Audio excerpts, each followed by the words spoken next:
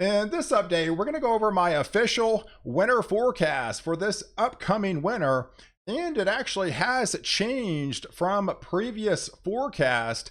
Now that we're getting past the heart of hurricane season, it's coming to an end, we've got a better feel on the strength of this El Nino and the most predominant storm tracks for this upcoming winter. And most of the guidance actually has the El Nino starting to peak where it's at right now. It's right now currently in the moderate range, but for those 90 days of winter from December through February, I feel it's going to be starting to trend downward and remain into the moderate, into the weaker type El Nino, and not go up into the stronger type El Nino going forward. And if we take a look at some of these sea surface temperature anomalies currently where we are right now, this is where the heart of the El Nino is based. And I do feel the western periphery and the central periphery of these sea surface temperature anomalies are going to continue to remain on the warmer side. But I feel like the eastern flank of these warmer anomalies are going to be starting to cool, and that's going to be a substantial difference on the overall placement of these cold pockets of air and where these storm tracks are going to be traversing over the heart of winter. And let's talk about those storm tracks, because I've highlighted 4 of them. So these areas in red are likely going to be my most favored storm tracks. So these areas of low pressure with the more amplified subtropical jet. We'll have these systems coming out of Mexico and lifting through South Texas, through portions of Florida, and coming up the East Coast. We'll also have another favored storm track in the northern portions of California, traversing across the Four Corners regions, through the heart of Oklahoma, and all the way through portions of Kentucky, and then coming up into the Mid-Atlantic region. And then the second most favored storm track is going to be this yellow line here that's going to be coming across through Southern California, through the heart of Arizona and New Mexico, going through the Texas Panhandle, and through central portions of Arkansas, and then coming up into Tennessee, up through West Virginia, and coming up through just west of the I-95 corridor. And the least likely storm track I feel is going to be originating for the heart of winter is this one in the lighter blue shaded color that would be trending into the heart of Texas, through Louisiana, and through portions of the Southeast, and then eventually coming up the coast. And I'm pretty excited because now I actually have my own PAL weather app. You can actually have it on both devices, and it's on the Google Play Store as well as the Apple Play Store. You can go there and download it for yourself, or you can actually click on this convenient link in the description below. It'll take you there and you can download it there. And if you hadn't subscribed to my channel, please do so, because I do daily updates on this channel and keep you well ahead of the storm. So let's walk you through these temperature anomalies. And first, my overall latest thinking of how I think winter is going to play out. I think on the first half meaning more likely December through the middle of January, it's going to be overall kind of like on the milder side. And then through the second half of winter, January 15th through, I'm going to call it March 15th, I think that's when predominantly most of the winter is going to be in the coldest part of winter. So let's walk you through these temperature anomalies, because I do feel with the western temperature anomalies out, the eastern temperature anomalies in the Pacific, I feel we're going to be predominantly having a trough trending out west and have these cooler anomalies for December starting to show up in a good part of Nevada, through the Four Corners regions, and through portions of Colorado into portions of Nebraska. These areas in white are going to be more or less trending on the average side. But once you get into the Ohio Valley, especially into the Great Lakes, and up here into the Northeast in New England, they are predominantly going to be on the above average side, as well as much of the East Coast and much of Florida. I do feel is going to be trending on the warmer side for December. And I also feel that much southern track of the overall storm tracks are going to be the predominant tracking for December, because we're going to have these areas of low pressure that's going to be coming through southern portions of Mexico and trending through Texas, through portions, a good part of the southeast, through Florida, and all the way up into the East Coast, predominantly hitting good part of the Carolinas, all the way through portions of the Mid-Atlantic region and into New England. Those are the most favorite areas of seeing the most significant precipitation for your December timeframe. I do feel, although you'll be on the cooler side, I feel like you'll be on the drier side out west and off the West Coast. And these areas in white are going to be trending more or less into the average rain on the precipitation. And then going into January, we're going to have a predominant feature of a pretty significant, I feel, stratospheric warming event. I think it's going to be taking place probably sometime in the first week of December, and it's got a pretty much of a lagging indicator of about 4 to 5 weeks. So we could see, and typically you see about one of these a year on some winters, of a Siberian type of express type cold front, where I think we get a strong initial blast, likely possibly in the first week of January, week or two of January. If that does come to fruition, we could be seeing extreme temperature drops across into the lower 48. But by the time we head into the third week of January, we're going to be seeing a rapid thaw. So I think that's my overall, thoughts for January. So if we look at the temperature anomalies, it kind of highlights these areas around the Four Corners regions, across the central US and much of Texas, much of the southeast here into Louisiana, into Mississippi, into Alabama, and much of Arkansas here, trending on the below average side. Still slightly average out west, and then all these areas in white are trending more or less on the average side as well overall for January. And then again, these areas highlighted across the Great Lakes and much portions of the Mid-Atlantic and especially into New England would actually remain overall on the above average side on the temperature front.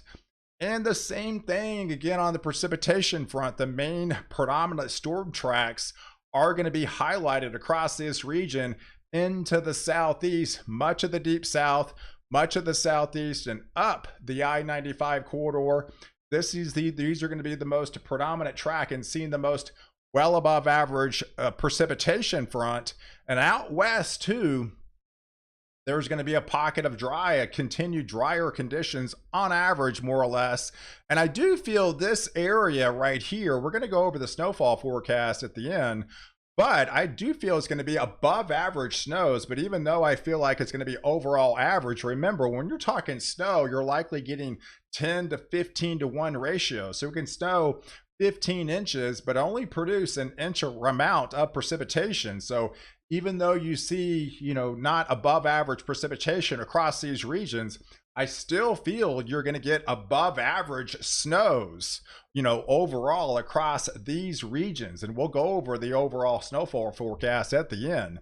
But as we transfer into February, and I think overall, the second half, I think overall February is going to be predominantly your coldest month overall into the lower 48, with the heart of the coldest anomalies right across the middle of the country, coming across the northern and central plains down into the central plains. Because I do feel, again, most storm systems, most colder air intrusions are likely going to be coming and diving southbound in through the heart of the middle of the United States into Texas, like we've actually seen with this first blast in October, and then tend to moderate as it trends further eastbound and getting a little bit warmer as it shifts eastbound as well, and especially up here into the northeast, where it would likely be trending warmer as you trend towards into New England. But overall, you can see this is the most predominant storm track, and most of the above average rains even for that February timeframe, as most of these areas will see a substantial amount of precipitation over the heart of winter. So definitely be prepared if you live in the Southeast and live in Florida, prepare just for a wet winter. And I do feel even these portions into Texas and in Oklahoma will be overall trending on the wetter side, but not nearly as above average was what you're going to be seeing across a good part, of the Southeast. And overall, if you take the 3 months for December, January, and February, you're going to get what this actually kind of depicts. And I feel like we're going to have a late bloomer. We're actually going to have a late bloomer coming up through that first maybe week of March. So that's why, hey, we're going to just take this through March 15th, because I do feel like we're going to have a last hurrah, if you will, of another significant storm track that would likely traverse across these Four Corners regions through West Texas, maybe through the Texas Panhandle by then, and coming up into the Southeast with another colder air intrusion, and likely potentially even some March type snowfall in its wake as well. But here it is on the precipitation front. So yes, all 3 months for December, January, and February are on the predominantly above average side. If you live across the southern plains, likely portions of the central plains, but especially the deepest anomalies, the deepest, most above average precipitation anomalies are really highlighted across the Southeast and much of the East Coast, trending up into the Northeast as well as into New England. And then you have the below average precipitation anomalies that are trending, overall for our Western states. And again, this area right here feeling, even though you're not seeing above average precipitation, I do feel you're going to be trending on the colder side and the snowier side as well. So overall, if we look at all the kind of the analogs that might be coming up for this upcoming winter, these areas are highlighted in the blue for your areas that predominantly what you typically see over the heart of winter. The overall temperature anomalies in the blue are going to be below average, and some of these areas well below average within the Four Corners regions. That does include, Arizona, into New Mexico, into Utah, into Colorado, back into Idaho here, and then out west. Overall, predominantly on the cooler side, even though you remain wetter as well on the overall cooler side, and then less likely with all the rain around in the Southeast. Overall, you're going to be trending on the below average side, where you're going to be missing most of the storm systems and most of the track. And overall, you get plenty cold in the winter months, but considering what you normally are in the winter months, you're going to be an above average winter on the temperature front up here across a good part of the Great Lakes regions, across parts of the Ohio Valley, as well as into the Mid-Atlantic region, but especially into the Northeast, and heading into New England, being on that almost well above average side.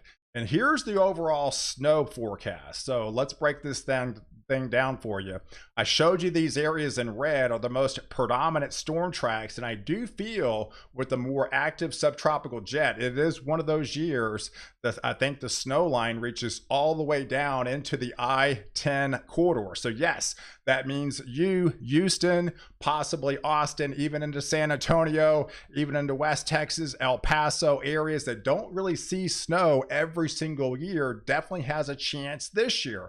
Into Louisiana, into Mississippi, even in the Florida Panhandle could see some snow this year, into Georgia, in through the Carolinas and up the eastern seaboard, and then fading as you get up further north into the Mid-Atlantic region, and then especially into New England. Those snow amounts substantially go down, and you're likely going to be below average for those areas.